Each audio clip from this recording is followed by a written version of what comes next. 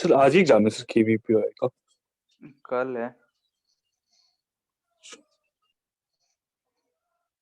ठीक है, तो देखते हैं SHM में आगे। SHM में हम लोग देख रहे थे कि अगर कोई भी पार्टिकल है वो अगर SHM कर रहा है तो उसका इक्वेशंस लिखना सीखे थे। फिर फेजेस के बारे में हम लोग लास्ट में डिस्कस किए थे। उसमें किसी को कोई दिक्कत है तो पूछो।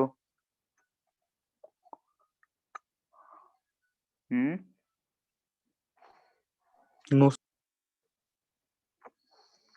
ठीक है, तो हम लोग देख रहे थे कि फेज यानी कि अगर इक्वेशन से हम लोग देखे थे कि फेज जो है एंगल को रिप्रेजेंट करता है और वो एक्चुअली में किसी भी पार्टिकल का किसी भी पार्टिकुलर टाइम पे हमको ये बताता है कि पार्टिकल किस अवस्था में है, किस पोजीशन पे है।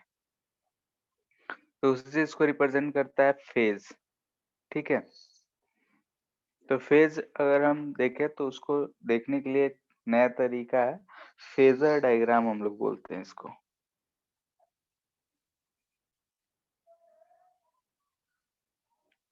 ठीक है, फेजर डायग्राम जो कि हमको रिप्रेजेंट करता है फेजेस के बारे में, पार्टिकल कहाँ है, कैसा है, क्या है, वो सब चीज हमको ये रिलेट करके बताता है। ठीक है, तो उसी के बारे में हम लोग आज जानेंगे कि फेजर डायग्राम क्या होता है और इससे कैसे कुछ देख सकते हैं, सीख सकते हैं। तो सिंपली हम इसका सिर्फ डिफिनेशन लिख रहे हैं, वैसे ज्यादा जरूरत है नहीं, कहीं पूछा नहीं जाएगा। प्रोजेक्शन ऑफ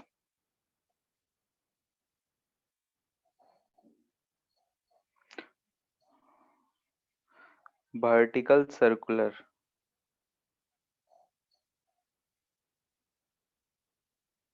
मोशन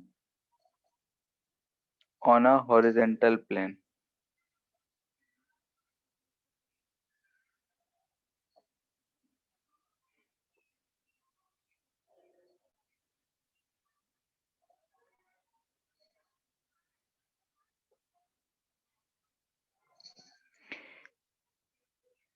ठीक है, यानी कैलकुलेशन के लिए हम लोग क्या करते हैं, इस चीज को यूज करते हैं। फेजर डायग्राम कुछ नहीं है बल्कि एक वर्टिकल सर्कुलर मोशन है जिसे हम एक हॉरिजॉन्टल स्क्रीन पे देखते हैं। कैसे, उस बात को हम यहाँ पे समझते हैं।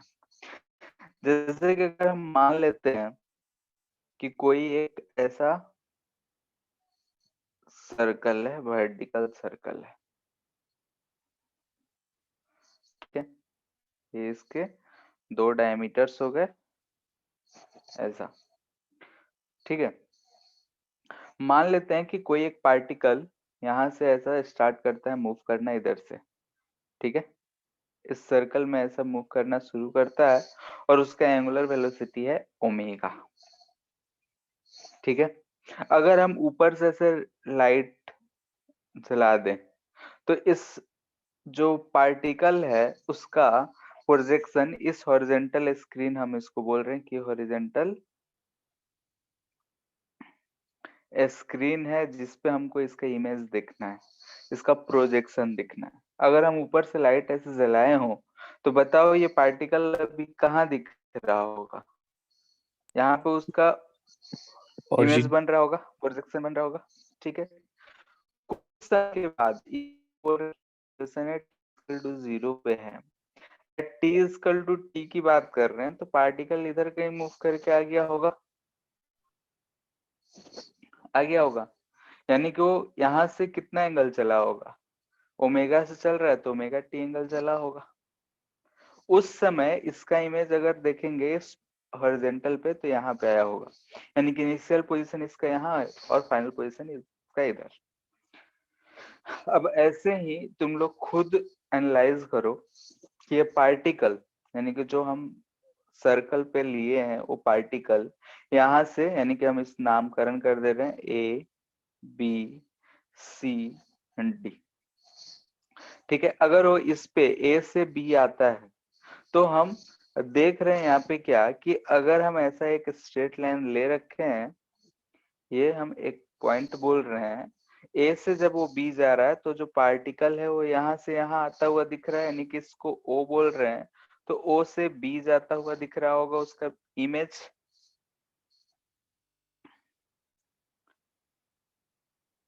दिख रहा है? अगर पार्टिकल ए से बी जा रहा है, ऊपर वाले पार्ट में देखो कि इस सर्कल पे अगर वो ए से बी जाएगा, तो ऊपर से अगर हम टॉर्च बारे हैं तो इसका जो इमेज इस हॉरिजॉन्टल स्क्रीन है, इस पे कहां से कहां जा रहा है? ओ से बी। जब वो पार्टिकल इधर से ऐसा मूव कर रहा होगा, यानी कि इस पार्टिकल का इमेज जो होगा अब कहां से कहां दिख रहा होगा? तो बी से ओ। वैसे ही जब इस रीजन में आएगा तो इस ओ से डी जाता हुआ दिखेगा और फिर ऐसा। तो एक पार्टिकल जो है ऐसा सर्कुलर मोशन में मूव कर रहा है, और अगर हम उसकी इमेज को एक हॉरिजॉन्टल सरफेस पे देख रहे हैं तो उसका इमेज हमको एसएचएम करता हुआ दिख रहा है। बोलो। Yes yes Yes, sir. ठीक है, तो वही जो हम लोग देख रहे हैं कि इस सर्कुलर मोशन के यहाँ पे हम अप डाउन या फिर टू एंड फ्रो मोशन नहीं करा रहे। यहाँ पे हम देख रहे हैं कि पार्टिकल ए से चलना शुरू किया, बी पे आया, बी से सी गया, सी से डी आया, डी से ए आया, यानी कोई सर्कुलर मोशन में घूम रहा है। और उसकी मोशन का जो हम इमेज देख रहे हैं वो हमको दिख रहा है कि इस हॉरिजॉन्टल लाइन डी बी पे एसएचएम करता हुआ दिख रहा है। ठीक है, जिसका मैक्सिमम यानी कि एम्पलीट्यूड की बात करें तो ये रेडियस होगा। एम्पलीट्यूड यानी रेडियस ऑफ सर्कल होगा, जो सर्कल का रेडियस है वही इसका एम्पलीट्यूड होगा। इसी सर्कल प्रेजेंट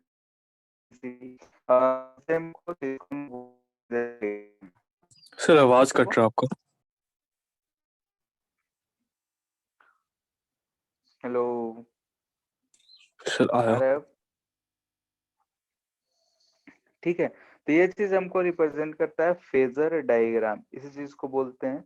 और ये एक तरीका है रिप्रेजेंट करने का, और हम लोग कैलकुलेशन आसान करने के लिए हम लोग इस चीज का यूज करते हैं।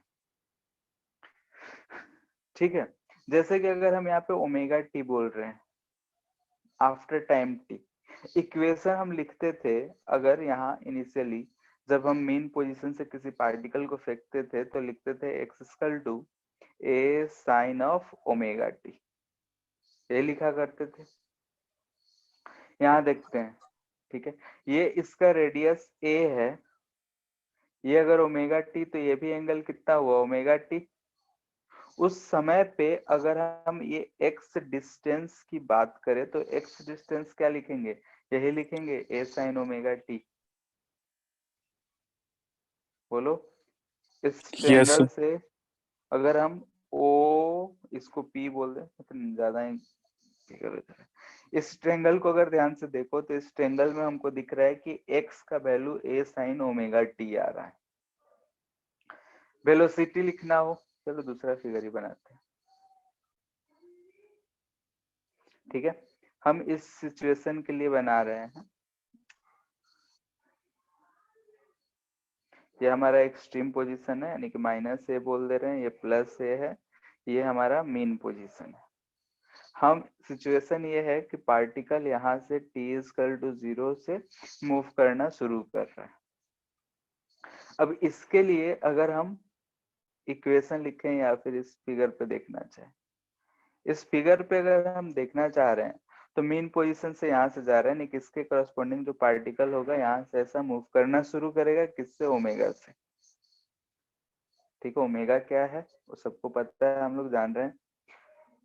किसी टाइम t के बाद पार्टिकल यहाँ कहीं आया होगा, बोल रहे हैं कि t इक्वल टू 0 पे है, t इक्वल टू t पे इतना, तो ये एंगल मूव करा होगा। और ये एंगल थीटा की अगर हम बात करें तो ओमेगा t मूव किया होगा। सर्कुलर मोशन है, ओमेगा कांस्टेंट है, टी टाइम में है तो ओमेगा टी डिस्टेंस मूव किया है। अगर हम यहाँ पे ऐसा परपेंडिकुलर इस पे ड्रॉ कर दें तो ये जो है इस हमारा ओरिजिन से डिस्टेंस x रिप्रेजेंट कर रहा है, और x हमको दिख रहा है कि a साइन थीटा है। ठीक है, और थीटा क्या है? ओमेगा टी, तो साइन ओमेगा टी हम लोग लिख सकते हैं। ए क्या होगा, तो कोई भी रेडियस है तो उसका एम्पलीट्यूड हम ए ही ड्रॉ करेंगे। अब वेलोसिटी की बात करते हैं, तो इस पार्टिकल का अगर हम वेलोसिटी लिखते तो उस समय इधर की तरफ लिखते तो क्या लिखते, ए इंटू ओमेगा लिखेंगे कि यस पार्टिकल है, ओमेगा से जा रहा है, रेडियस आ रहे हैं तो आर ओमेगा लिखते हैं, तो ए ओमेगा। हमको लेकिन जो वेलोसिटी का डायरेक्शन चाहिए होगा वो किधर की तरफ, हॉरिजॉन्टल डायरेक्शन, क्योंकि अगर हम उसका प्रतिबिंब की बात कर रहे हैं यानी कि इमेज की बात कर रहे हैं तो उसकी इमेज इधर की तरफ जाता हुआ दिख रहा है। ठीक है, तो यहाँ ध्यान से देखो, तो ये एंगल अगर थीटा है तो ये भी एंगल थीटा और ये एंगल भी हमको थीटा ही मिलेगा। तो हमको यहाँ पे जो हम v की बात कर रहे हैं कि वेलोसिटी ऑफ उसकी इमेज की बात कर रहे हैं, तो vx x डायरेक्शन वाला देगा, यानी कि a omega cos of theta, यानी कि a omega cos omega T. ध्यान से देखो, तो इसको डिफरेंशिएट करेंगे तो हमको यही मिलेगा, a omega cos omega T. Clear है? यस अब एक्सेलरेशन की बात करते हैं, तो इसी फिगर में समझ आ जाएगा। ठीक है, दूसरा बना लेते हैं। एक्सेलरेशन की अगर हम बात करें, हमारे यहाँ पे था, ठीक है, ये मूव कर रहा था ओमेगा से, ये सर एंगल हम आवाज बहुत थीटा ज्यादा बोल कट रहे रही थे। हेलो, है। आया सर अब ठीक। ठीक है, ऊपर वेलोसिटी और डिस्प्लेसमेंट समझ में आया कि x लिखना हो, इसका x डायरेक्शन में उसके हम पोजीशन वेलोसिटी लिख लें, अब उसका एक्सेलरेशन लिखना है। ठीक है, तो यहाँ पे हम देख रहे हैं कि ओमेगा से जा रहा है तो एक्सेलरेशन किधर होगा, इधर की तरफ, ए सेंट्रिपिटल, और क्या यस लिखेंगे हम, ओमेगा स्क्वायर आर। लेकिन ये तो सेंटर की अलोंग है, हमें एक्स हॉरिजेंटल एक्सिस का एक्सेलरेशन चाहिए। तो ये अगर हम हॉरिजेंटल एक पैरेलल लाइन ड्रॉ करें तो ए एक्स एक्स डायरेक्शन में ध्यान से देखो, अगर ये एंगल थीटा है तो हमको क्या मिल रहा है, ए सी ओमेगा साइन आ जाएगा, साइन थीटा। हाँ, तो इसको हम क्या लिख सकते हैं, ओमेगा स्क्वायर ए, क्योंकि रेडियस जो है ए है, साइन ऑफ ओमेगा टी। ठीक है, यानी कि हम एक्सेलरेशन ऑफ उसका इमेज की बात कर रहे हैं। तो हम लोगों ने पहले देखा था कि ऐसे ही हम डायरेक्टली लिख रहे थे कि इसका ये फेज एंगल है, फेज पोजीशन को रिप्रेजेंट करता है। यहाँ पे भी अगर हम फेज की बात करें तो यहाँ से हम लोग यहाँ पे इसको रिप्रेजेंट करके आराम से इक्वेशंस या कुछ भी जो भी पूछा जाए हम लिख सकते हैं। ये है फेज। अगर फेज डिफरेंस की बात करें तो फेज डिफरेंस दो पार्टिकुलर टाइम मान लेते हैं, टी इक्वल टू 0 पे, टी इक्वल टू टी पे। टी इक्वल टू 0 पे अगर हम देख रहे हैं तो इसका एंगल 0 है, टी इक्वल टू टी पे जो एंगल है ओमेगा टी है। तो दो टाइम के बीच में जो फेज का डिफरेंस है यानी एंगल का डिफरेंस है, उस चीज को हम लोग बोलते हैं कि वो फेज डिफरेंस। ठीक है, जैसे कि अगर हम बोले कि फेज डिफरेंस या फिर एंगल पाई बाई 2 हो, हम लोग लास्ट क्लास ऐसे निकाले थे, वही ड्रॉ कर रहे हैं, कुछ नहीं। ये मेन पोजीशन है, ये एम्पलीट्यूड है। हमने देखा था कि जब मेन पोजीशन पे था तो थीटा जो एंगल आ रहा था वो 0 आ रहा था। यहाँ के लिए थीटा हमने फाइंड करा था तो पाई बाई 2 आ रहा था। कहीं ए बाई √2 पे फाइंड किए थे तो शायद 45 डिग्री आ रहा था, ऐसे ही आ रहा था। ठीक है, नहीं डिफरेंट डिफरेंट जगह पे ये हमारा फेज एंगल आया था। थीटा इक्वल टू हमने इक्वेशंस में पुट कर करके सॉल्व किया था। तो अब अगर हम यहाँ पे आराम से फाइंड कर सकते हैं इसकी वजह से, अगर ध्यान से देखें, हमेशा अगर हम इसको क्लॉकवाइज डायरेक्शन में मूव करा रहे हैं, ओमेगा से टी इक्वल टू 0 पे अगर हम इसको ओरिजिन पे माने हैं तो यहाँ ध्यान से देखो कि a/√2 अगर ये डिस्टेंस हुआ, a/√2 डिस्टेंस हुआ, तो पार्टिकल जो होगा यहाँ पे हमको नजर आना चाहिए, यानी कि अगर हम उसका ये एंगल फाइंड करना चाहते हैं, ये थीटा यानी कि फेज कितना होगा, तो इसको हम थीटा कह सकते हैं। तो हमको दिख रहा है कि a sin थीटा यानी कि ओमेगा टी जो होगा वो a/, यानी कि ओमेगा टी हमको क्या मिल जाएगा, π/4। ठीक है, जैसे कि लास्ट क्लास हम कैसे रिलेट कर पा रहे थे एंगल से, तो हम टाइम के साथ पुट पुट कर करके सॉल्व कर रहे थे। यहाँ पे डायरेक्टली हमको दिख रहा है कैसा अगर पार्टिकल मूव कर रहा है तो किस पार्टिकुलर टाइम पे कहाँ पे है, कैसा है, क्या एंगल फॉर्म कर रहा है, ये सब कुछ हमको यहाँ से पता चल जाएगा। क्लियर है इतना?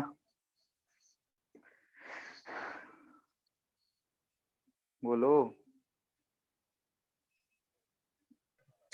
सर डिस्कनेक्ट हो गया था। बाकी लोग का? Yes sir. ठीक है, तो कुछ क्वेश्चन से ही हम लोग समझते हुए चलेंगे। तो सिंपल सिंपल शुरू करते हैं। हम कंडीशन दे रखे हैं, इसको इक्वेशंस लिखने, इसका इक्वेशन क्या होगा। ये मेन पोजीशन है, लेकिन पार्टिकल जो है यहाँ पे है, ये डिस्टेंस √3a/2 है, पीछे में है तो निगेटिव में रहेगा। यहाँ पे वो इस डायरेक्शन में जा रहा है पार्टिकल, इसका इक्वेशन ऑफ मोशन क्या होगा।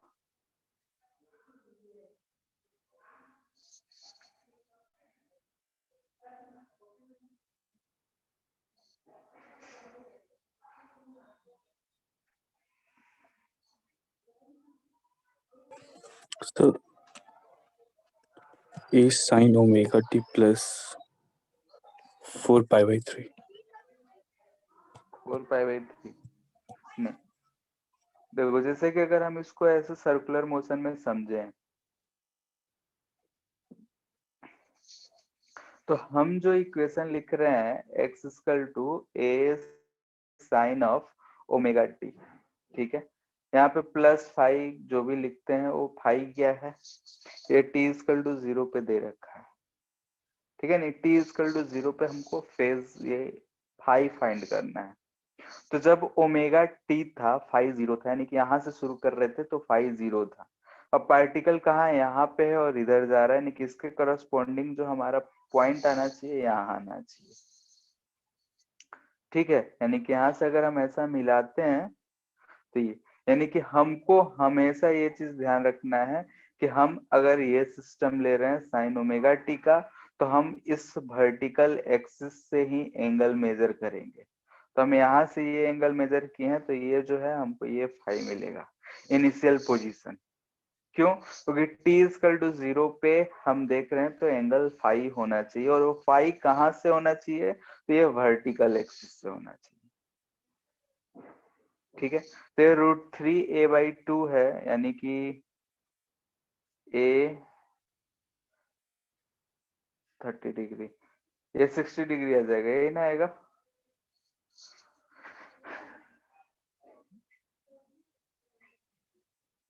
ठीक है, a sin 60 yes degree sir. 60 degree हो जाएगा। तो हमको फाइव कितना दिख रहा है, पाई प्लस 60 का हो जाएगा π/3, यानी कि सो वही तो 4π/3, ठीक है।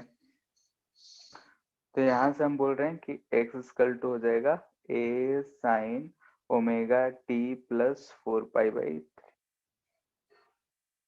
ठीक है। ये हमारा इक्वेशन हो जाएगा, ठीक है। तो वैसे ही हम यहाँ पे देख रहे हैं कर्व से, तो हमको एंगल देखना ज्यादा ही आसान पड़ रहा है। सर फाइव कैसे आया वो समझ नहीं आया। कौन क्या कैसे आया? सर फाइव का वैल्यू पार्टिकल जो है इस पोजीशन पे लेफ्ट साइड में जा रहा है, यही है। हम हमेशा क्या यस एज्यूम सर। करेंगे कि ये हमारा स्टार्टिंग पॉइंट था, उसके हिसाब से हमने इक्वेशन डिराइव करा है, क्योंकि हम ऊपर जो देख रहे हैं यहाँ मेन पोजीशन से ही हम लोग मोशन शुरू कर रहे हैं।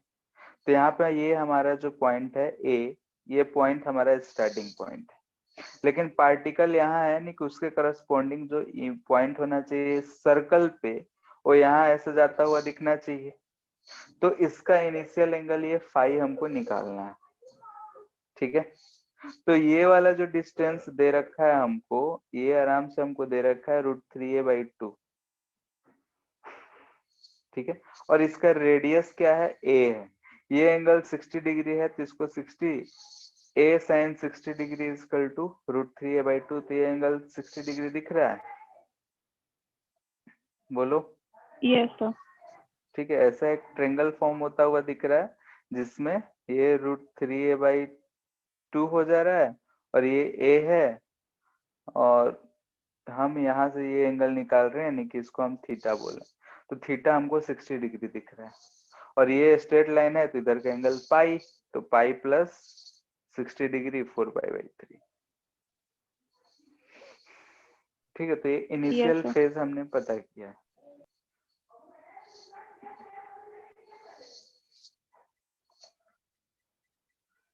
इसी पे बेस्ड एक और क्वेश्चन देते हैं। लास्ट क्लास भी ऐसे क्वेश्चन करे थे, उसको अलग मेथड से किया था, अभी हम लोग इससे करेंगे।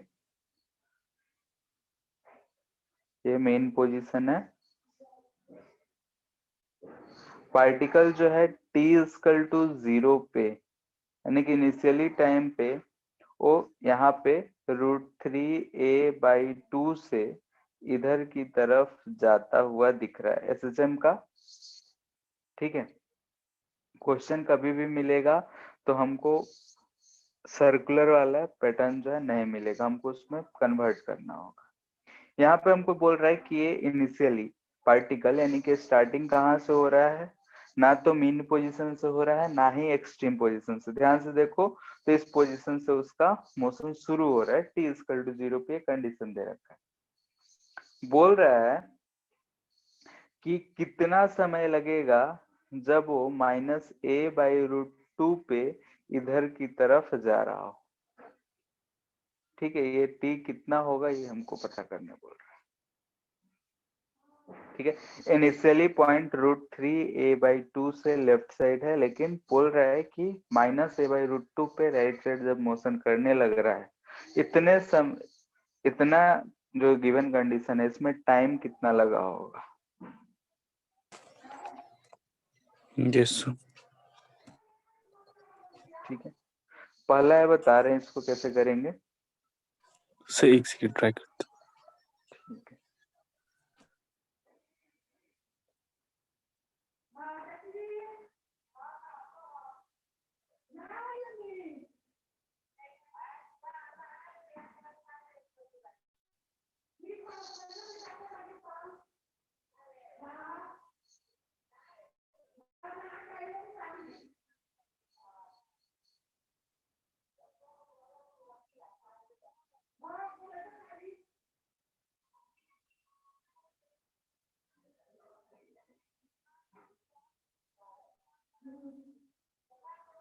हो गया।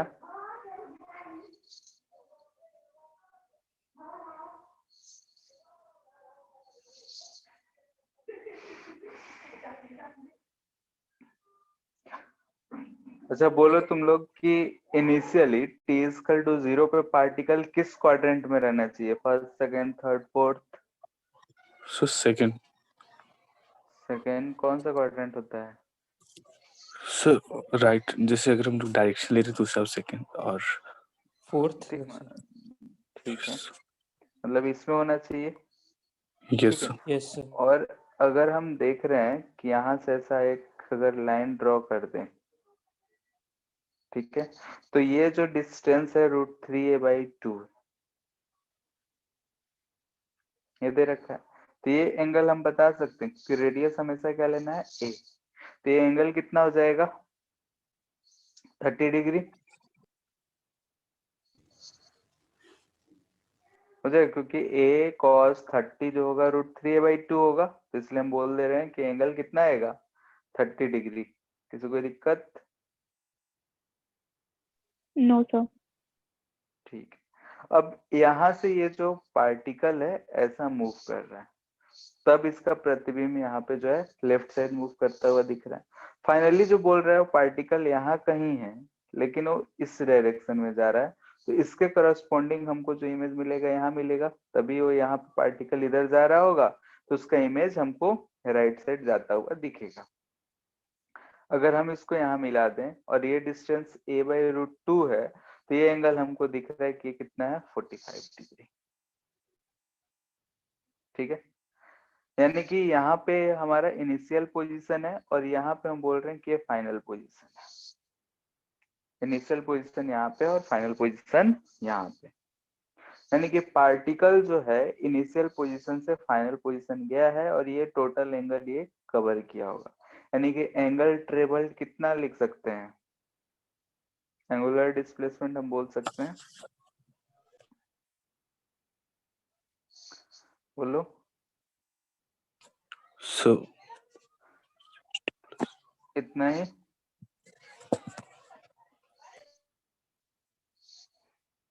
इतना ही एंगल होगा ना, ध्यान से देख के बोलो। π-30 प्लस Yes. 45 कर दें। Yes, ठीक है, sir. तो इसको पाई के टर्म में लिख देते हैं, तो ये 30 को हम π/6 लिखते हैं, तो ये हो जाएगा 5π/6 प्लस 45 को π/4, तो इसको कितना लिख सकते हैं, 26π/24।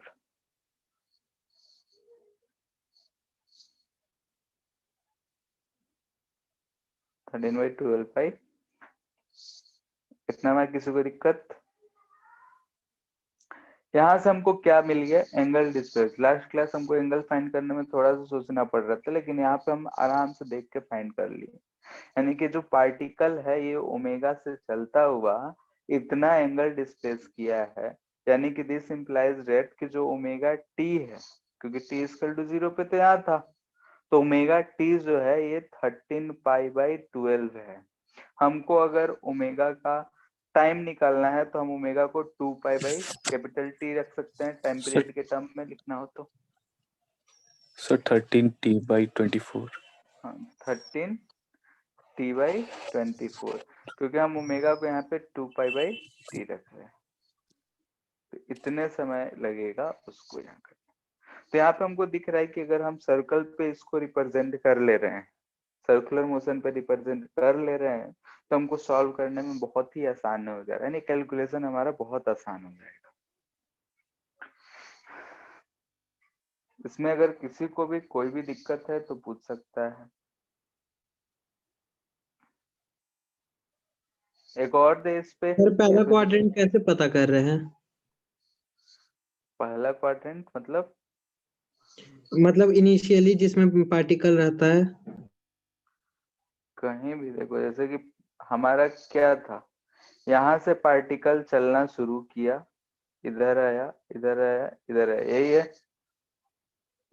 Yes sir. तो अगर हम यहाँ से पार्टिकल इस पे, इसका इमेज यहाँ आ रहा है, तो यहाँ से चल के जब यहाँ पे आएगा तो उसका इमेज क्या यहाँ से यहाँ आएगा? Yes sir. वैसे ही जब इधर जाएगा तो क्या हमको यहाँ पे दिखेगा नीचे वाले में? Yes sir. वैसे ही इधर जाना हो तो ये हमको मिलेगा, इस पाथ पे चलता हुआ वो दिखेगा, यस सर। और वैसे ही यहाँ जाएंगे तो यहाँ मिलेगा। तो कहाँ पे पार्टिकल इस पे है उसके हिसाब से हमको सब कुछ दिख रहा है, यस कहाँ सर। पे है, किधर जा रहा है। ठीक है, यस सर। एक और प्रैक्टिस के लिए दे दे रहे हैं, सॉल्व करके बताओ जल्दी से। ये मेन पोजीशन हो गया, पार्टिकल जो है यहाँ पे है -√3a/2 पे, इधर जा रहा है एट t इक्वल टू 0 पे, और यहाँ पे है a/2 पे at t equal to t पे, और पार्टिकल इधर ही जा रहा है, तो टाइम क्या होगा?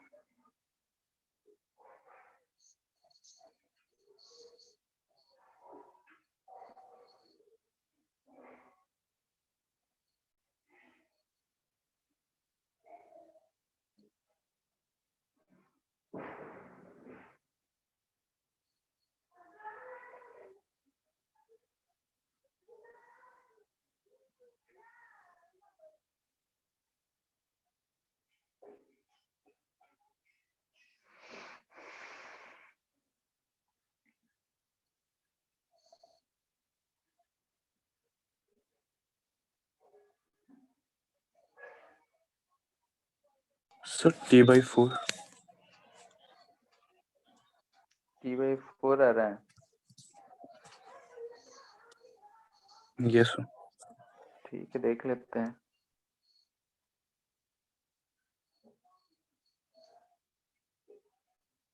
और किसी का? देवांशु तुम बोलो, T=0 पे कहाँ पे रखेंगे हम पार्टिकल को? सर 4th क्वाड्रेंट में। 4th में आएगा, किस में आएगा? हाँ उसी में आ जाएगा सर। ठीक, क्वाड्रेंट इसको 1st, 2nd, 3rd, 4th इसको बोलते हैं ना, बाकी तुम लोग डायरेक्शन के हिसाब से ले रहे हो तो ऐसा मत कहो। ठीक है, इसमें आएगा। यहाँ से अगर हम इसकी एंगल की बात करते हैं तो ये डिस्टेंस हमको पता है, ये साइड पता है, तो हम ये एंगल लिख सकते हैं। कितना आएगा बताओ? सर वो थर्ड सर 60 आएगा वो। 60 आ रहा है। Yes sir. ठीक है, फाइनली जो पार्टिकल है इधर कहीं आ जा रहा है और ये डिस्टेंस दे रखा है a/2। a/2 है, यानी कि ये एंगल हमको कितना मिल जाएगा? 30 डिग्री। 30। Yes sir. ठीक है, तो यहाँ से हमको पोजीशन 1 से पोजीशन 2 जाने में टोटल जो एंगल है वो कितना मिला, और ये जो total change in Pi/2 angle ये हमको मिल रहा है π/2। यहाँ ध्यान दो कि अगर हम इनिशियल से फेज लिखते, इनिशियल से पार्टिकल का, तो पहले वाले का क्या लिखते? φ1 अगर लिखना होता फेज एंगल फर्स्ट पोजीशन का, तो हमको क्या मिलता? 2π - 60। ठीक है, यानी कि 300 डिग्री। Yes sir. ठीक है, वैसे ही अगर सेकेंड पोजीशन के लिए लिखते तो क्या लिखते? 2π मूव करने के बाद 30 डिग्री, यानी 390 डिग्री। दिख रहा है? Yes sir. ठीक है, 390 डिग्री एक रोटेशन के बाद है तो, या फिर 30 डिग्री भी लिख सकते हैं। ठीक है, क्योंकि हम जानते हैं कि 260 के बाद रिपीट होता है, तो ट्रिग्नोमेट्री पढ़े हो तो उस हिसाब से हम इसको यहाँ पे या 30 डिग्री लिख सकते हैं। तो दोनों के बीच में हम फेज डिफरेंस देख रहे हैं तो 90 डिग्री ही आ रहा है।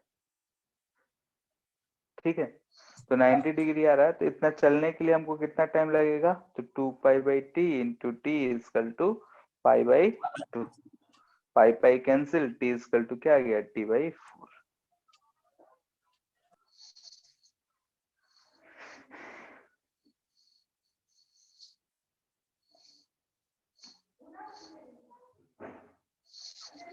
ठीक है, यानी कि अगर तुम इस चीज पे एक बार बैठा लिए उसके बाद अगर देखोगे तो बहुत ही आसान क्वेश्चन हो जाते हैं। अभी तो हम डायरेक्टली दे रहे हैं, स्टेटमेंट वाले भी एक दो कराएंगे लास्ट में। ये अगर बनाना एक बार आ गया तो, कि स्प्रिंग है, जा रहा है, टकराया, तो एक्चुअली में वो सब लास्ट में कराएंगे क्योंकि स्प्रिंग ब्लॉक सिस्टम करके टॉपिक ही चलेगा टाइम पीरियड फाइंड करने का, तो उस समय। यहाँ पे एक क्वेश्चन है, सिंपली अभी हम सीख रहे हैं, -a से +a सेम चीज है, मेन पोजीशन है। t इजकल टू 0 पे वो इस पॉइंट से इधर की तरफ चलना शुरू करता है। ठीक है, ये पार्टिकल 1 है फर्स्ट, और एक और पार्टिकल है वो भी साथ साथ ऑसिलेट कर रहा है, लेकिन वो t इजकल टू 0 पे इस मेन पोजीशन से इधर की तरफ जा रहा है। क्लियर है? ये किसके लिए है? पार्टिकल 2 के लिए पूछा जा रहा है कि find phase difference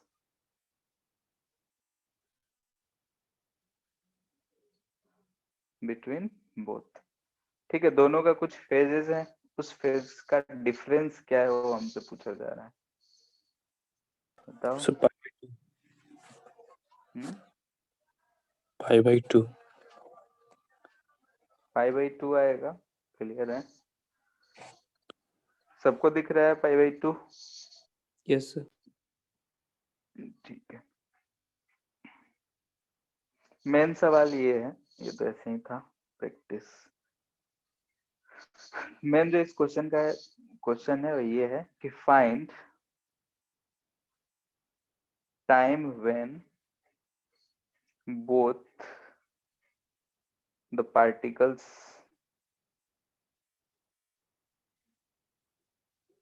meet together। ठीक है, दोनों एक ही लाइन पे ऑसिलेट कर रहा है, लेकिन इनिशियल कंडीशन दे रखा है कि इनिशियली पहला पार्टिकल जो है एक्सट्रीम पोजीशन से चलना शुरू कर रहा है, सेकेंड पार्टिकल मीन पोजीशन से चलना शुरू कर रहा है, लेकिन दोनों कब मिलेगा ये हमको बताना है फर्स्ट टाइम ही।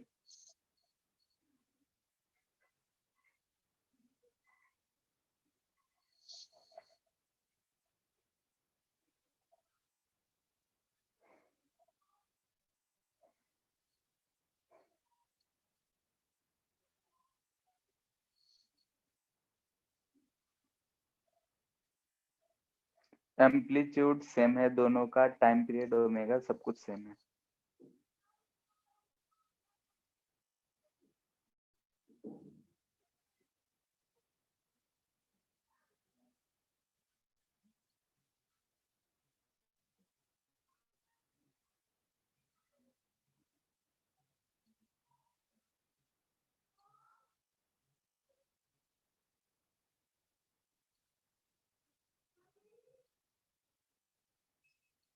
सर 3t/8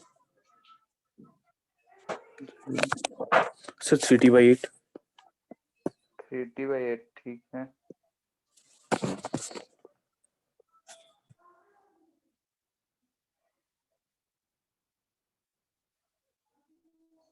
और किसी का?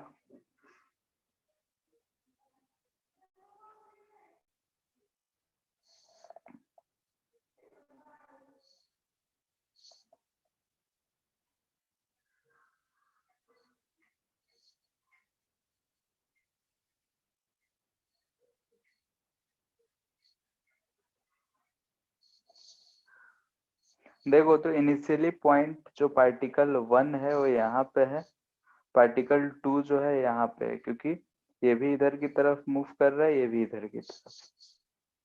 ठीक है, ये यहाँ से इधर जा रहा है इसलिए हम इसको यहाँ पे ले रहे हैं, ये भी इधर जा रहा है इसलिए यहाँ पे। दोनों का जो स्पीड दे रखा है वो सेम है। ठीक है, स्पीड सेम है, तो ये दोनों मीट कब करेगा? अगर हम स्ट्रेट लाइन की बात करते हैं, ये मेन पोजीशन से यहाँ से पार्टिकल इधर जा रहा है, ये पार्टिकल इधर आ रहा है।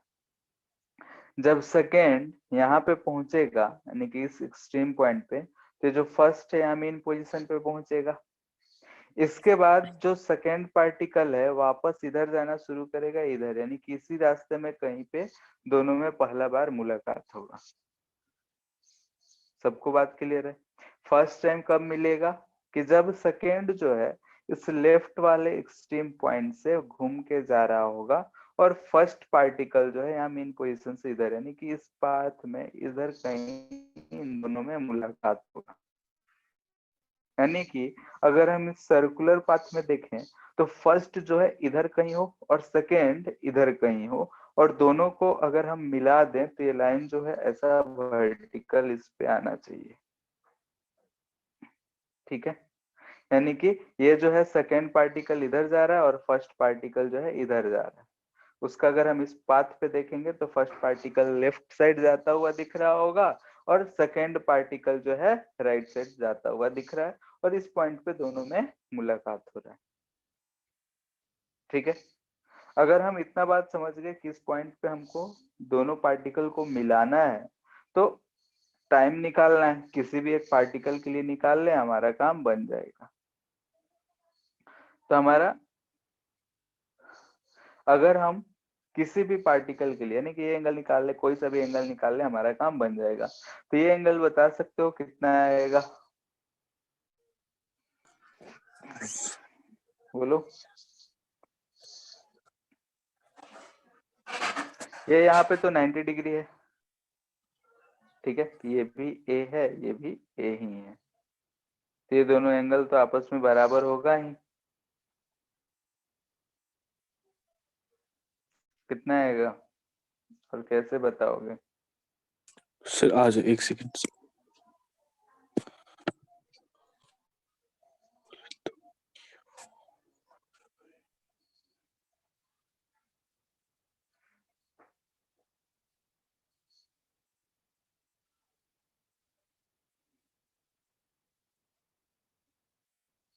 बोलो सर 45 होगा क्यों? सर, क्योंकि ये दोनों आपस में इक्वल है ना, और वो उस इक्वल साइड भी ओमेगा से। से जा रहा है, हाँ ठीक है, इक्वल Yes, ओमेगा से जा रहा है अगर, तो इन दोनों का बीच का सेपरेशन तो चेंज नहीं हो रहा होगा। यानी कि इनिशियली ये दोनों जो एंगल है ये 90 डिग्री है, तो यहाँ से भी अगर हम बात करें तो ये जो पूरा का पूरा एंगल होगा ये कितना होगा, 90 डिग्री होगा। yes sir. और ए है, दोनों एक बाइसेक्ट कर रहा है, तो हम बोल सकते हैं कि ये जो एंगल हमको मिलेगा, ये वाला एंगल ये हमको कितना मिल जाएगा, 45 डिग्री। तो हमको दिख रहा है फॉर पार्टिकल, हम पार्टिकल 2 के लिए लिख रहे हैं, फॉर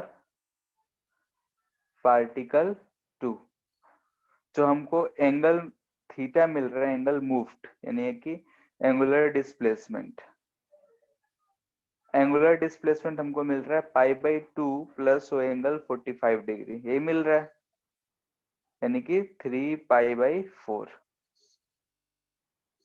3π/4 चलने में, यानी कि पार्टिकल एक जो है वहां से वहां चल के गया, तो दूसरा भी वैसा ही गया होगा, टाइम तो सेम ही होगा। तो टाइम अगर लिखेंगे तो यहाँ से हम लिख सकते हैं 2π/t इक्वल टू 3π/4, यानी कि t इक्वल टू आ गया 3t/8।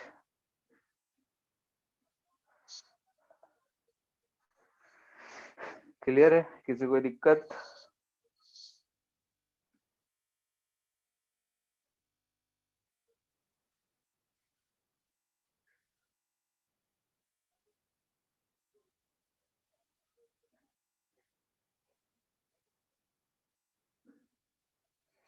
सेकेंड टाइम कब मीट करेगा उसके लिए निकालना है, निकल जाएगा। Yes sir. ठीक है, तो एनालाइज करना है और उसको निकालना है।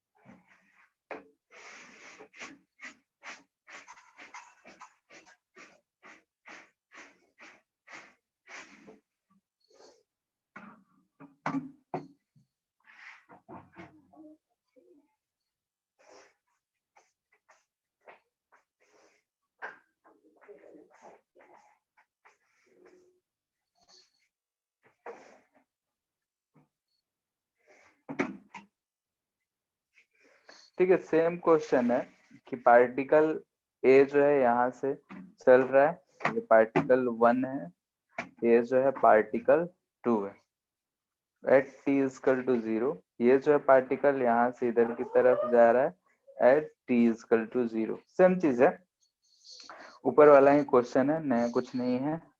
इसमें बस पूछा जा रहा है कि फाइंड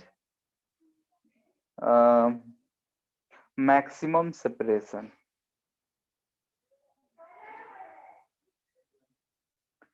बिटवीन टू पार्टिकल्स।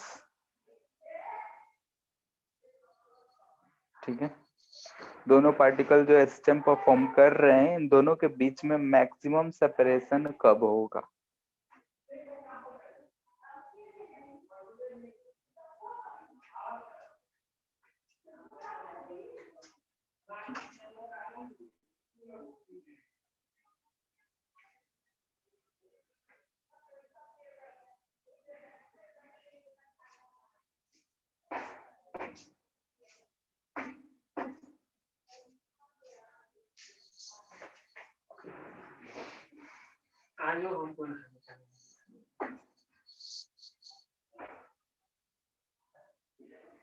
हो गया?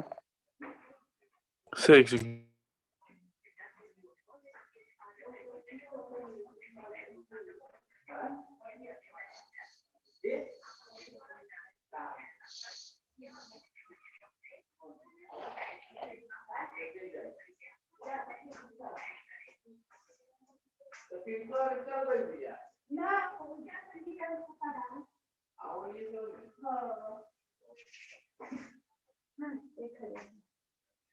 जो पहले जाकर जो घूम और खाई का बना है।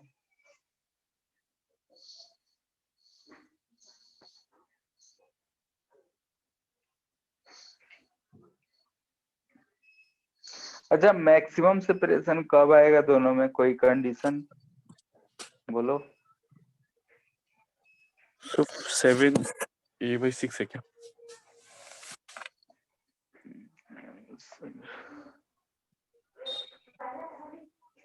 तो हाँ 7a/6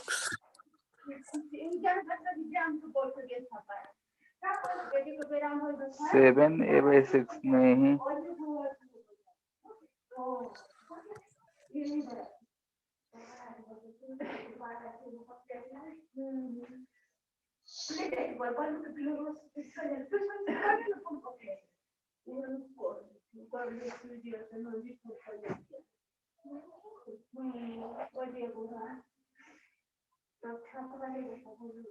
अच्छा कभी भी दो पार्टिकल जो मोशन कर रहे होते हैं तो उनके बीच मैक्सिमम या मिनिमम सेपरेशन जब का जो कंडीशन होता है वो क्या होता है बताओ।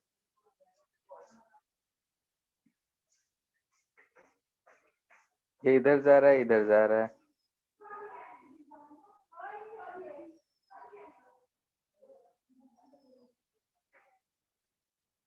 नहीं पता।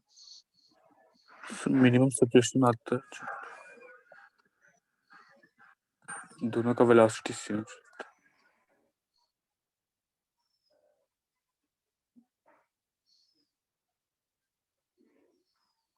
ऐसा है, एक पार्टिकल जो है यहाँ से ऐसे जा रहा है और एक पार्टिकल जो है यहाँ से ऐसे जा रहा है, ये भी ओमेगा से जा रहा है, ये भी ओमेगा से ही जा रहा है।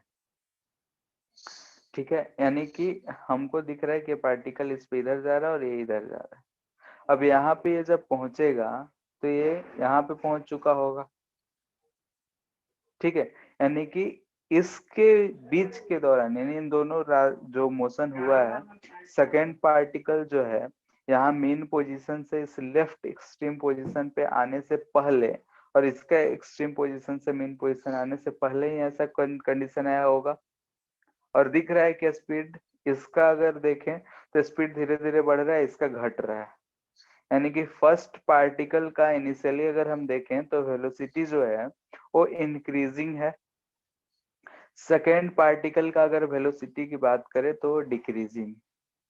ठीक है, ऐसा है, और दोनों में हम मैक्सिमम सेपरेशन की बात कर रहे हैं।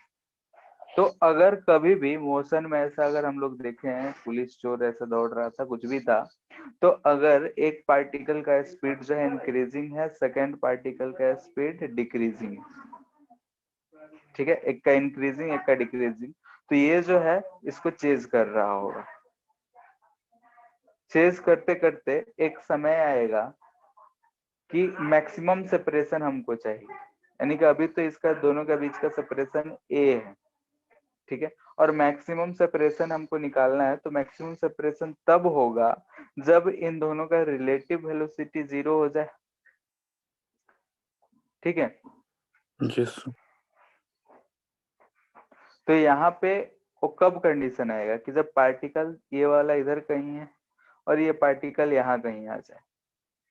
ठीक है, ये यहाँ से ऐसा आ गया हो, ये इधर जा रहा हो, दोनों इस डायरेक्शन में, यानी कि अगर हम यहाँ से इसे मिला दें ऐसा कंडीशन, ये यहाँ से इधर जा रहा होगा, ये यहाँ से इधर जा रहा होगा, और हमको यही डिस्टेंस जो है हमको मैक्सिमम सेपरेशन x फाइंड करना है। So 4xa/3। ठीक है, वो जितना भी आ जाए, यहाँ से ये तो हम जानते हैं कि 90 डिग्री होगा। ठीक है, ओमेगा है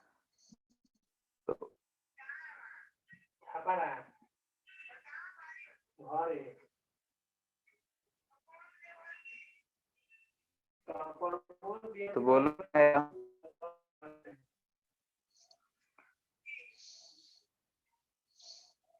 आ गया, ये 90 डिग्री, ये 45 डिग्री दिख रहा है, ये भी 45 डिग्री दिख रहा है, तो ये x क्या उन लोग को 2a/√2 दिख रहा है सबको, यस सर। यानी कि √2 है। ठीक है, 45 डिग्री ए है तो ये cos 45 है, cos 45। ठीक है, तो यहाँ से हमको दिख रहा है कि अगर दोनों का मैक्सिमम सेपरेशन की बात कर रहे हैं तो यहाँ आएगा, दोबारा उल्टा यहाँ पे भी आएगा जब पार्टिकल इस रीजन में आ जाएंगे तो। ठीक है, तो यहाँ पे नोट पॉइंट करके ये ध्यान रखना है। ठीक है, थोड़ा सा अपने कंसेप्ट से भी कर सकते हो। और ऐसे भी पार्टिकल का जो लाइन इससे यानी कि जो प्लेन है इससे अगर पैरेलल है, यहाँ हो या फिर यहाँ हो, तो ये जो कंडीशन है ये मैक्सिमम सेपरेशन का है। और मिनिमम सेपरेशन यानी कि मीटिंग का बात करा जा रहा था, तो मीट कब हो रहा था, जब पार्टिकल ऐसा वर्टिकल हो इस लाइन पे। ये दोनों किसके लिए थे, यानी कि मीटिंग का कंडीशन है। मिनिमम। यानी कि जब मीट कर रहे हैं तो दोनों पार्टिकल्स को जब हम मिलाएंगे तो जो लाइन है वो इस हॉरिजॉन्टल एक्सिस से क्या आ रहा है, परपेंडिकुलर। ठीक है, और जब मैक्सिमम सेपरेशन की बात आ रहे हैं तो पैरेलल आ रहा है। और यहाँ पे एक चीज और ध्यान रखना है कि कभी कभी क्वेश्चन में पार्टिकल को वाई एक्सिस पे भी ऑसिलेट करा रहा होगा, तो वहां पे इस चीज को थोड़ा बहुत ध्यान देना है कि जो पार्टिकल ये ऑसिलेटिंग लाइन है।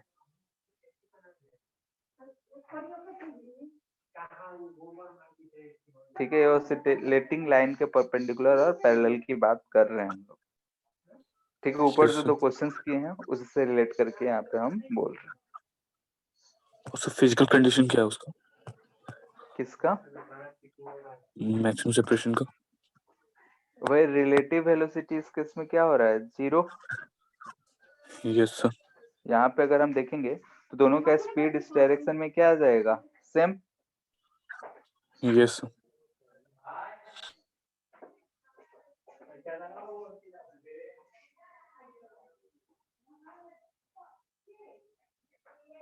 ठीक है, रिलेटिव वेलोसिटी अगर 0 हो रहा है तभी हम यहाँ पे कहना कि यहाँ पे और यहाँ पे दोनों का स्पीड क्या आ गया, सेम।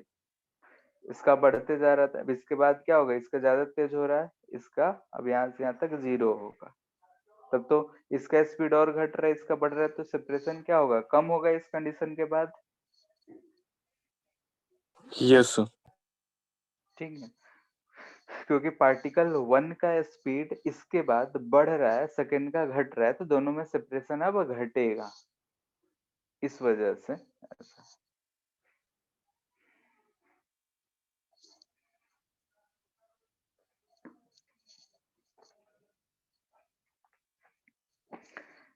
ठीक है, तो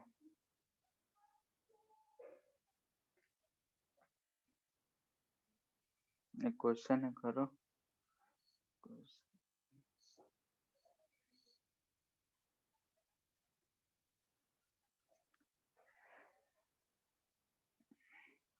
दो पार्टिकल्स जो है एसएचएम एग्जीक्यूट कर रहे हैं, 2 पार्टिकल्स। ठीक है, ऐसे लिख देते हैं, पार्टिकल 1 ये जो है पार्टिकल 2, दोनों के लिए कंडीशन, इसका एम्पलीट्यूड ए है, इसका एम्पलीट्यूड 2 है। ठीक है, पहला जो है ए एम्पलीट्यूड में कर रहा है, सेकेंड इसमें। एंगुलर फ्रीक्वेंसी इसका भी ओमेगा है और इसका भी ओमेगा ही है।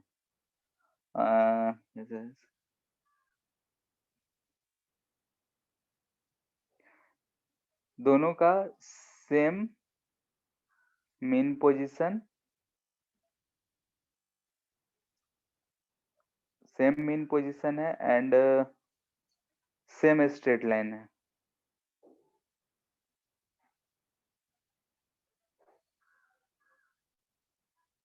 ठीक है, एसएचएम अगर हो रहा है तो सेम मीन पोजीशन के अबाउट हो रहा है और सेम स्ट्रेट लाइन में हो रहा है, तो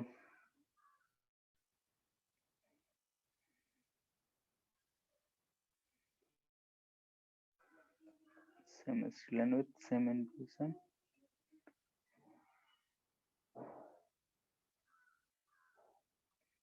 ठीक है, अब बोल रहा है both cross each other in opposite direction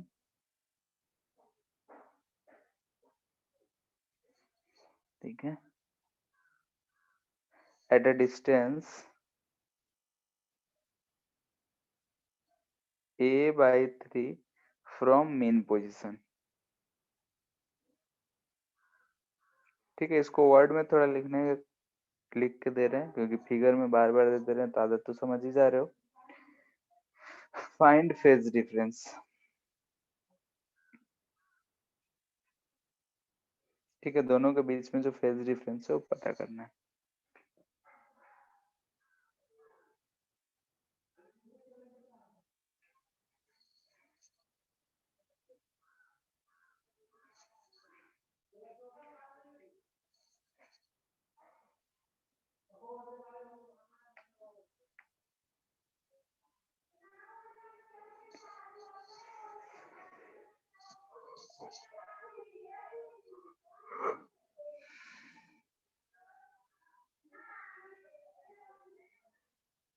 हो गया?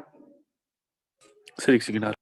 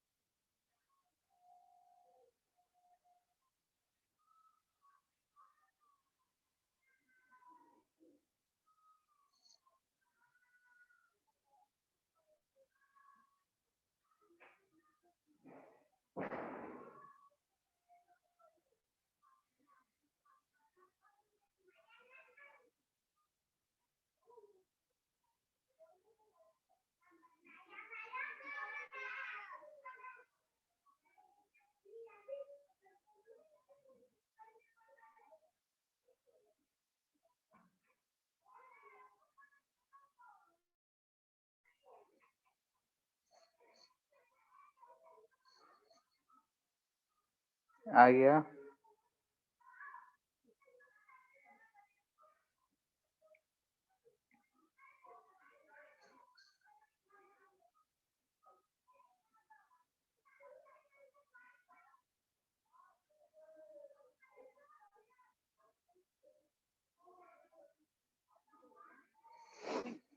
बोलो। यहाँ अगर ध्यान से देखो तो हम लोग जो भी एंगल मेजर कर रहे हो इस एंगल इस साइड से मेजर कर रहे हैं। तो फाई 1 की बात करेंगे तो ये फाई 1 होगा, और यहाँ से लेकर ये जो एंगल मेजर करेंगे ये हमको फाई 2 मिलेगा। तो फेज डिफरेंस अगर हमको फाई 2 माइनस फाई 1 की बात किया जा रहा है, यही हमारा क्या है, फेज डिफरेंस है। तो फेज डिफरेंस और कुछ नहीं, फिगर से देखो तो ये वाला एंगल दिख रहा है। ठीक है, नहीं कि यही हमारा फेज डिफरेंस है जो व्हाइट से हम कर रहे हैं। तो या तो फाई 1 फाई 2 निकाल के हम सब्ट्रैक्ट कर लें या फिर जैसे मन वैसे कर सकते हैं। तो यहाँ पे दिख रहा है कि ये जो साइड है वो a/3 है, ये साइड है a है। इसको अगर हम थीटा 1 बोल रहे हैं, इसको हम थीटा 2 बोल रहे हैं। तो थीटा 1 ये हमको यहाँ से फिगर से थीटा 1 प्लस थीटा 2 भी निकालेंगे तो यही मिल रहा है। फिगर ध्यान से देख के तुमको दिख रहा हो तो थीटा 1 लिख सकते हैं क्या? तो यहाँ पे हमको दिख रहा है कि a, ऐसे लिख सकते हैं थीटा 1 के लिए कि a cos theta 1 equal to a/3। ठीक है, तो यहाँ से हमको क्या मिल रहा है, theta 1 equal to cos inverse 1/3। वैसे ही थीटा 2 अगर फाइंड करना है तो थीटा 2 लिख सकते हो कॉस इनवर्स 1/6। ठीक है, तो ये हमको एंगल कितना मिल जाएगा, दोनों का सम थीटा 1 प्लस थीटा 2। अब इसका वैल्यू पता हो तो ठीक है, नहीं तो ऐसे ही लिख देंगे।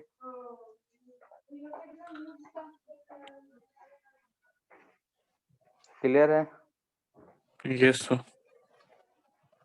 ठीक है, तो ये है फेज और फेजर डायग्राम, इसको थोड़ा बहुत समझ लेना है।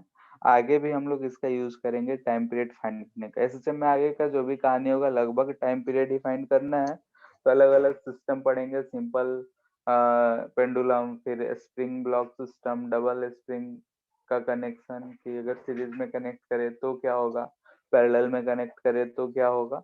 तो सारे कुछ में हम लोग इस सब चीज का यूज करते रहेंगे। तो इसलिए इस चीज को एक बार और ठीक से पढ़ लेना है, और जाने ही दिक्कत हो उसको पूछ लेना है। क्लियर है? Yes sir. सो वो ड्रॉ पे कीजिए हाँ। ना। सर आपने वो θ2 minus θ1 is equal to θ1 plus θ2 क्यों लिखा? क्या? सो डेल्टा थीटा लिखा है, डेल्टा फाई। हाँ, यस इस सर। फिगर से देखो तो 5 2 माइनस 5 1 ही है। यस यस आ गया। ठीक है, और इस फिगर में हम θ1 θ2 इसमें नहीं लिखे हैं क्योंकि ज्यादा। अब यहाँ पे ऐसा हम क्यों लिए हैं ये बता दें, कि ये जो फर्स्ट पार्टिकल है, ये हम माने हैं कि ये इधर राइट साइड जा रहा है, सेकंड पार्टिकल लेफ्ट साइड जा रहा है, अपोजिट डायरेक्शन में जा रहा है। यहाँ से कितने दूरी पे मिल रहा है, तो a/3 दूरी पे मिल रहा है क्वेश्चन के हिसाब से। दोनों बोल रहे हैं सेम लाइन में है। ठीक है, ओमेगा सेम है, इसका भी ओमेगा ओमेगा ही है, ये ओमेगा यही है। ठीक है, अगर ओमेगा अलग होता तो हम अलग लिखते। क्लियर है? यस।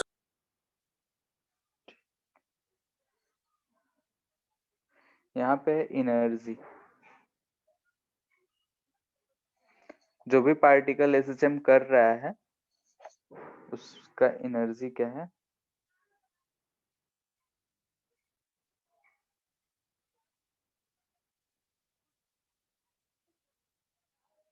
ठीक है, तो एनर्जी पार्टिकल जो है मोशन कर रहा है, तो सबसे पहला तो हम ये निकालेंगे काइनेटिक एनर्जी। तुम लोग बताओ क्या होगा। काइनेटिक एनर्जी क्या होता है? Half mv²। अगर पार्टिकल का कोई मास दे रखा हो तो भी हम लोग फाइंड किए थे कि v² जो होता है वो ओमेगा² a² माइनस x² होता है, निकाले थे हम। तो यहाँ से हम उसको पुट कर दें, half m ओमेगा² a² minus x², ऐसा लिख सकते हैं हम लोग। Yes sir. ठीक है, यानी कि हम काइनेटिक एनर्जी अगर लिख रहे हैं तो यहाँ पे हाफ mv² है, तो हाफ mv² के m ओमेगा² a² माइनस x² हम लोग लिख सकते हैं। और इधर और सारे फॉर्मूले लिखते जा रहे हैं। ओमेगा² ओमेगा जो आया था या फिर ओमेगा² जो आया था वो क्या आया था, k/m। Yes sir. तो यहाँ पे हम इसको और क्या लिख सकते हैं, ओमेगा² को k/m लिखेंगे तो 1/2 k a² माइनस x² भी लिख सकते हैं। Yes sir. ठीक है, अब जैसे कि वेलोसिटी जो होता है, वेलोसिटी को हम लोग ये भी लिखते हैं a omega cos of omega T. T plus 5। ठीक है, +5 अगर है, इनिशियल कुछ फेज रहे तो इनिशियल फेज +5। अगर इसको हम यहाँ पुट करते तो इसको हम लिख सकते हैं 1/2 m a² ओमेगा² cos² omega t +5, ये लिखते हैं।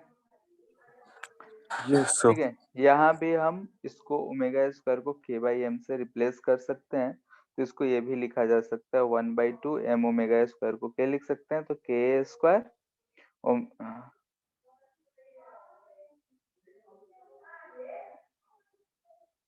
फाइव। ठीक है, तो ये सारे के सारे जो भी है हम इस सारे फॉर्मेट में लिख सकते हैं। यहाँ पे ये दिख रहा है कि x के टर्म में है और ये जो है ये t के टर्म में। ठीक है, kinetic energy as a function of x है, displacement from mean position, and kinetic energy in the form of time है, in the function as a function of time है, यानी कि टाइम के साथ साथ। क्लियर है इतना में? Yes sir. नेक्स्ट है पोटेंशियल एनर्जी।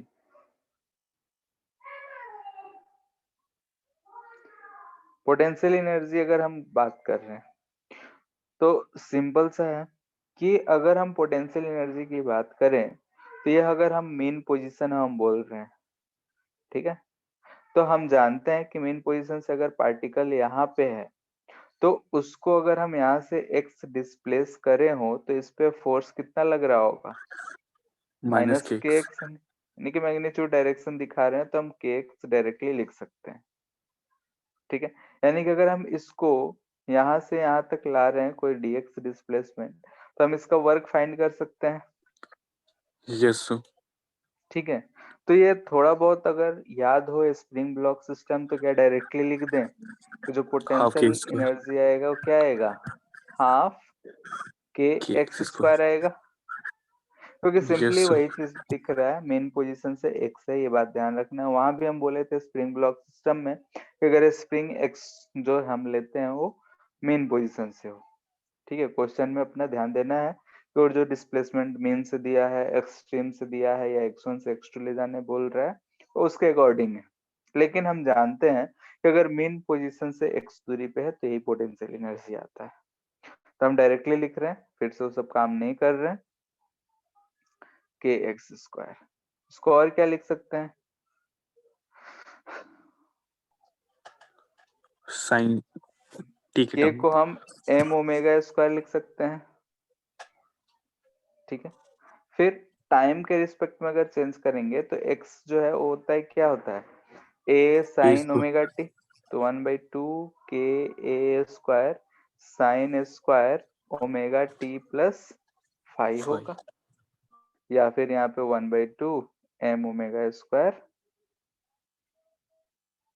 ए square sine square omega t plus 5 होगा, ठीक है। यह है हमारा पोटेंशियल एनर्जी के चार फॉर्म में। कोई सा मतलब कि अगर डिस्प्लेसमेंट दिया है, के दिया है, कि क्या दिया है, क्वेश्चन के हिसाब से हम लोग इसको यूज करेंगे।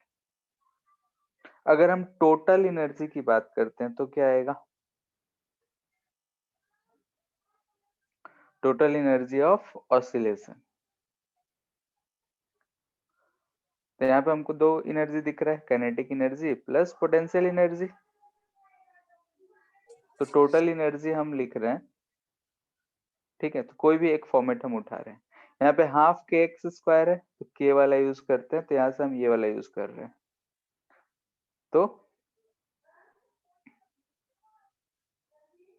के टर्म में था हाफ के a square minus x square, और पोटेंशियल एनर्जी आया हाफ के एक्स स्क्वायर, दोनों मिलके क्या हो रहा है, हाफ के स्क्वायर, यस सर। ठीक है। टोटल एनर्जी जो हमको मिल रहा है वो हाफ के स्क्वायर मिलेगा, या फिर हाफ के को हम M omega square a square लिख सकते हैं, ठीक है। यानी कि टोटल एनर्जी हमारा दिख रहा है कि ये समय के साथ डिस्टेंस के साथ ये कांस्टेंट है, ठीक है। यानी कि अगर पार्टिकल ऑसिलेट कर रहा है कहीं भी, अगर हम एनर्जी लॉस का कंसिडरेशन नहीं कर रहे हैं, यानी कि काइनेटिक एनर्जी और पोटेंशियल एनर्जी जो है कंजर्व है, यानी काइनेटिक एनर्जी और पोटेंशियल एनर्जी में चेंज हो रहा है, पोटेंशियल एनर्जी काइनेटिक एनर्जी में चेंज हो रहा है, सेम वैसा ही जैसा कि हम स्प्रिंग ब्लॉक सिस्टम में निकाला करते थे, ठीक है। यहाँ पे टोटल एनर्जी हमको क्या मिल रहा है, कांस्टेंट हाफ के स्क्वायर। कोई सा भी दो फॉर्मूला ले लो, इसको भी अगर हम लेके इस जोड़ते हैं यहाँ से के square sine square omega T, तो यहाँ से हमको देखो हाफ के स्क्वायर कॉस स्क्वायर आ रहा है, जब जोड़ेंगे तो हाफ के स्क्वायर कॉमन हो जाएगा, sine square theta plus cos square theta 1 आता है, यानी कि हाफ के ए स्क्वायर ही आना है, यानी कि टोटल एनर्जी सिस्टम के दौरान कांस्टेंट रह रहा है, काइनेटिक एनर्जी और पोटेंशियल एनर्जी चेंज हो रहा है, ठीक है। यहाँ पे अगर देखो ध्यान से तो काइनेटिक एनर्जी और पोटेंशियल एनर्जी दोनों कॉस और साइन का फॉर्मेट आ रहा है, ठीक है। स्क्वायर का है तो स्क्वायर है तो उसका जो मतलब बोलेंगे कि स्क्वायर टर्म होता है तो एसएचएम नहीं, यानी कि काइनेटिक एनर्जी और पोटेंशियल एनर्जी का जो फॉर्म है वो एसएचएम शो नहीं करेगा, ठीक है। खैर वो सब चीज बाद में देखते हैं, यहाँ पे कर्व्स देखते हैं, एनर्जी वर्सेस डिस्प्लेसमेंट।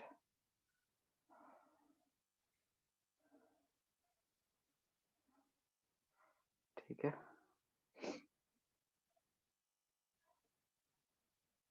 इधर हम बोल रहे हैं कि डिस्प्लेसमेंट है, इधर वेरियस एनर्जीज है। अगर हम टोटल एनर्जी की बात करें तो हमारा जो एक्स जो है कहाँ से कहाँ वेरी कर रहा है, तो -a से लेके +a तक। टोटल एनर्जी की बात करें तो total energy constant. Half kS² constant आ रहा है, यानी कि अगर हम यहाँ से यहाँ तक लें तो ऐसा एक स्ट्रेट लाइन आएगा। Yes sir. ठीक है, ये जो पॉइंट होगा वो कितना होगा, हाफ kA²।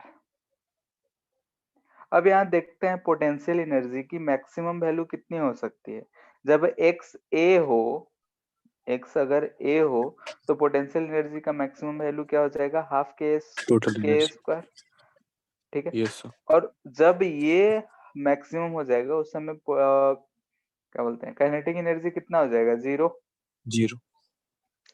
ठीक है, तो अगर हम देख रहे हैं पोटेंशियल एनर्जी जो आ रहा है हाफ kx², पोटेंशियल एनर्जी की जो इक्वेशन आ रहा है वो आ रहा है हाफ kx²। इसका कर्व कैसा जाएगा बता सकते हो? सब पैराबोलिक। पैराबोलिक दिख रहा है, upward. Yes sir. Upward parabola, और ओरिजिन से पास हो रहा है, एक ही रूट है। Yes sir. ठीक है, यानी कि हमको यहाँ से ऐसा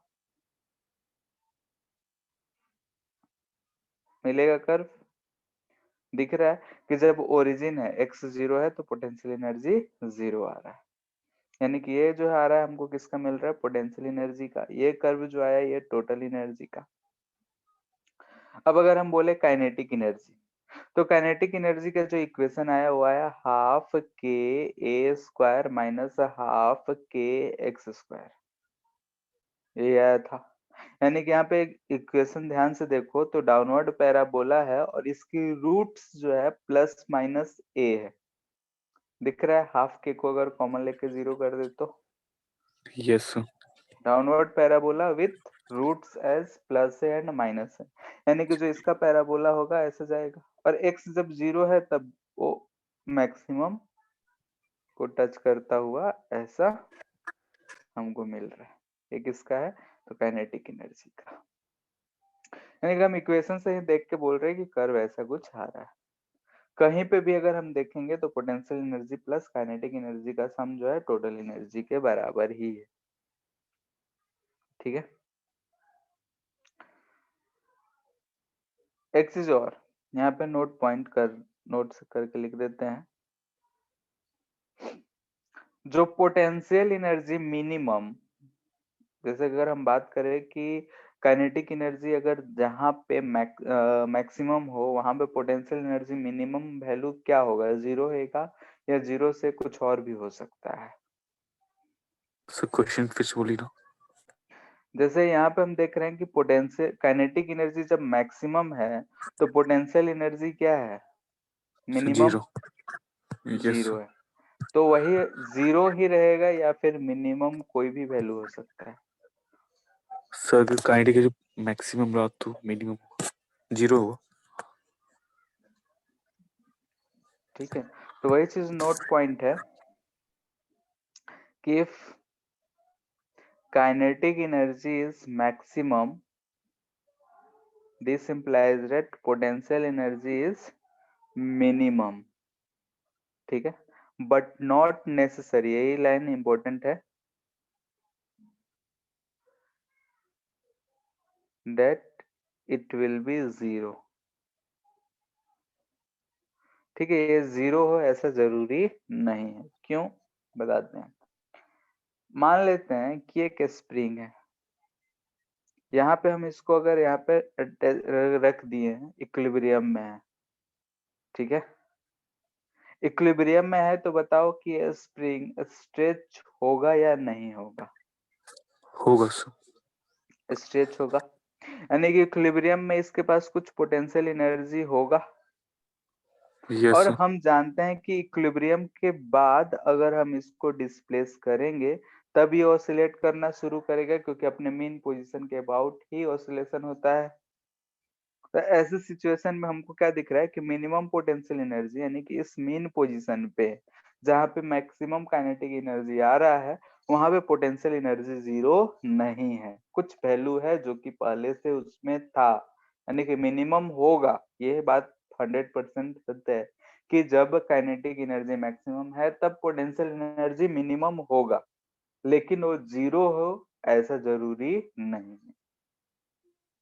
यहाँ पे दिख रहा है, अगर हम इसकी कर्व बनाए काइनेटिक एनर्जी और पोटेंशियल एनर्जी की, तो इसका पोटेंशियल एनर्जी ऐसा कुछ जाएगा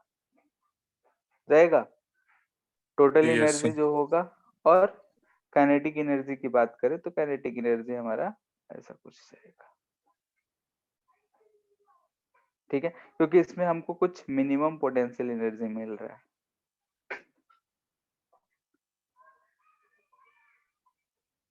ठीक है, तो ये एक नोट पॉइंट है, इस चीज को ध्यान में रखना है, क्योंकि बहुत बार ऐसा गलती हो जाता है, लेकिन ये गलती नहीं करना कि मीन पोजीशन पे पोटेंशियल एनर्जी मिनिमम आ रहा है ना कि जीरो।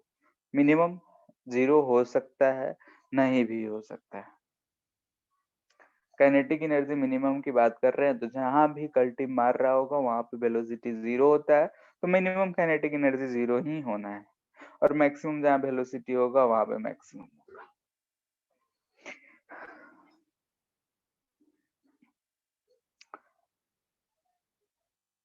सर एनर्जी इसमें तो वर्सेस एक्सटर्नल वर्क डन किया गया ना वो मास को ऊपर ले जाने में। कहाँ पे? से जो ब्लॉक है उसको तो पहले से एक्सटर्नल वर्क डन किया गया हो, तब जाके उसके पास कुछ पोटेंशियल आया ना। अगर इस ब्लॉक के पास मास था, ग्रेविटी इसको खींच के इक्विलिब्रियम में आया होगा, तो इसमें अगर इक्विलिब्रियम में अगर हम एक्स नॉट की बात करें तो एक्स नॉट हम लोग निकालते थे ना, mg/k आएगा। यस ठीक है, तो इतना एनर्जी तो उसमें पहले से है, यहाँ पे उसका इक्विलिब्रियम पहुंच चुका है। नेचुरल लेंथ से तो शुरू नहीं हो रहा है, यानी कि पहले से उसमें कुछ एनर्जी स्टोर्ड है। अब अगर हम उसको थोड़ा सा डिस्प्लेस करके छोड़ेंगे तो जो एसएचएम करेगा वो नेचुरल लेंथ के अबाउट करेगा कि इस मीन पोजीशन के अबाउट करेगा? Main position. इस मीन पोजीशन के अबाउट करेगा, यानी कि पहले से जो मीन पोजीशन पे सॉरी एनर्जी था वो तो इसमें रहेगा ही ना। यस तो ठीक है, क्योंकि मीन पोजीशन पे जाएगा तो उसके पास मैक्सिमम स्पीड होगा, तो काइनेटिक एनर्जी मैक्सिमम होगा, लेकिन वो चूंकि नेचुरल लेंथ में है नहीं, तो स्प्रिंग है तो हाफ के एक्स स्क्वायर एनर्जी तो उसमें स्टोर्ड होगा ही। ये हम अगर इसके हिसाब से बोले तो हाफ के एक्स नॉट स्क्वायर ये मिनिमम एनर्जी स्टोर्ड रहेगी। नेक्स्ट है हमारा energy versus time curve. Energy versus time curve की अगर भी बात करते हैं, इधर टाइम है इधर एनर्जी है, तो टोटल एनर्जी क्या आएगा? कांस्टेंट ही। ठीक है, इसमें पीछे बनाने का तो जरूरत नहीं है क्योंकि टाइम निगेटिव नहीं होता है। आगे ऐसा होगा। अब यस सर। काइनेटिक एनर्जी की बात करो तो क्या आता है? हाफ के square cos square omega T, यही आया था। Yes sir. ठीक, तो इसकी कर्व अगर बनाएंगे तो क्या आएगा? कॉस का कर्व। कॉस स्क्वायर है ना? यस कॉस का कर्व। तो उसी टाइप का रहेगा लगभग।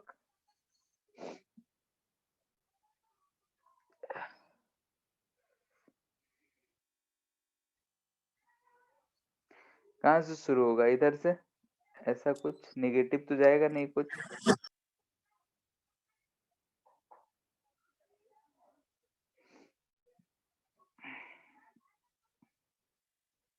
ऐसा ही कुछ होगा, काइनेटिक एनर्जी बोल रहे हैं। Yes sir. ठीक है, वैसे ही अगर पोटेंशियल एनर्जी की बात करें तो ऐसा कुछ जाएगा। टाइम का सर्कल। साइन की कर्व। ठीक है, ये किसका है? Potential energy. और ये जो है ये टोटल एनर्जी।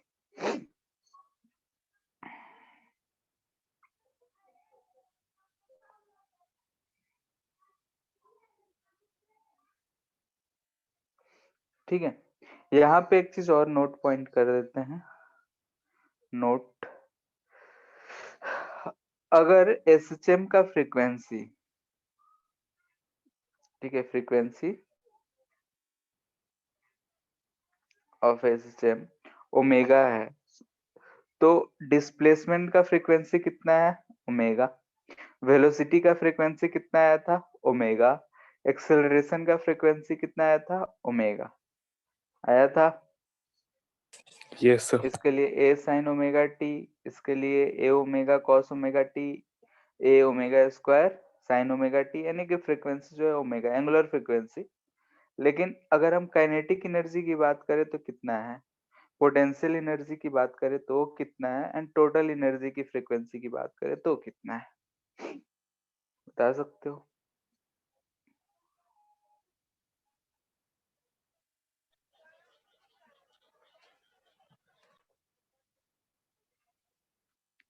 यही आया था, इनिशियल फेज 0 ले रहे हैं, तो काइनेटिक एनर्जी हाफ के x square cos square omega T, इसकी फ्रीक्वेंसी कितनी होगी? ओमेगा होगी या कुछ और? स्क्वायर है तो स्क्वायर सो का टर्म ओमेगा में हम बता स्क्वायर। नहीं सकते। नहीं, इसको हमको क्या करना पड़ेगा? Change. Cos square omega T है तो हम इसको कॉस 2 थीटा के टर्म में कैसे लिख सकते हैं, बताओ?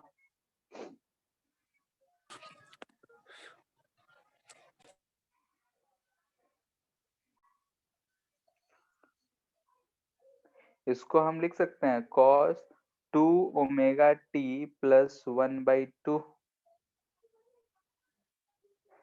Yes yes sir. ऐसे लिख सकते हैं हम लोग, यस सर। ठीक है। तो यहाँ से अगर ध्यान से देखो तो ये हमको क्या मिल रहा है? 1/4 के स्क्वायर प्लस 1/4 के स्क्वायर कॉस 2 ओमेगा टी, यानी कि इसका फ्रीक्वेंसी क्या है? ये तो कांस्टेंट है, इधर काइनेटिक 2 एनर्जी ओमेगा। यानी कि हम बोले थे कि तो मीन पोजीशन को चेंज करता है। यहाँ पे हमको क्या मिल रही है? 2 ओमेगा। 2 ओमेगा। सिमिलरली वहां पे साइन स्क्वायर ओमेगा टी था पोटेंशियल एनर्जी में, तो उसका भी क्या मिल जाएगा? 2 ओमेगा। लेकिन यस टोटल एनर्जी में कुछ भी नहीं था, ठीक है, इसमें कोई भी ऑसिलेशन नहीं होगा क्योंकि काइनेटिक टोटल एनर्जी क्या आ रहा है? कांस्टेंट आ रहा है, कोई भी फंक्शन ऑफ ओमेगा नहीं आ रहा है। तो यहाँ पे ये सवाल मैक्सिमम नीट वाले में पूछे जाते हैं, ठीक है। जेईई मेंस सब में तो अभी तक नहीं आया, लेकिन नीट में पूछा जाता है फिर भी। तो यहाँ पे दिख रहा है कि angular frequency of kinetic energy and potential energy 2 omega हो जा रहा है, और टोटल एनर्जी जो है ऑसिलेट नहीं कर रहा है, ठीक है। Yes sir. अगर average value of kinetic energy and potential energy निकाली जाए तो कितनी आएगी?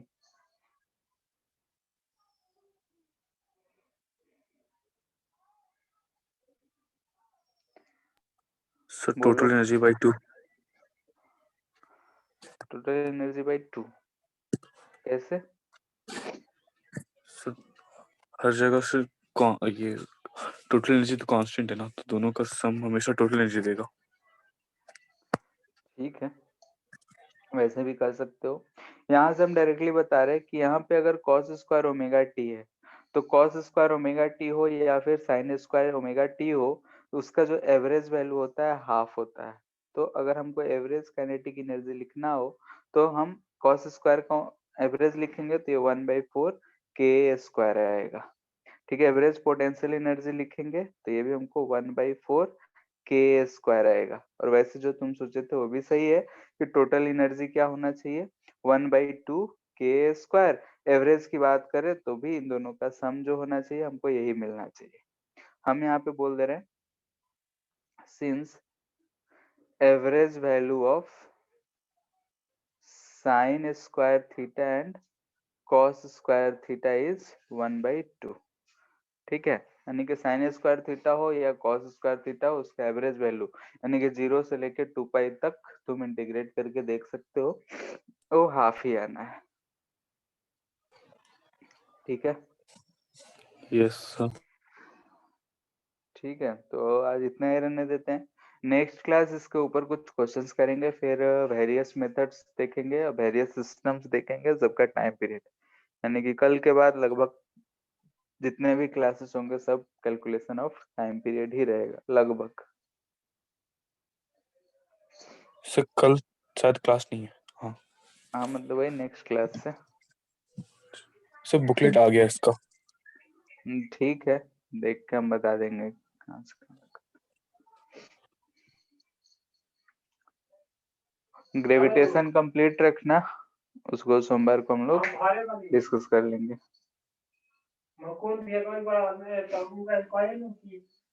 ठीक है फिर, thank you sir. Sir. Thank you to.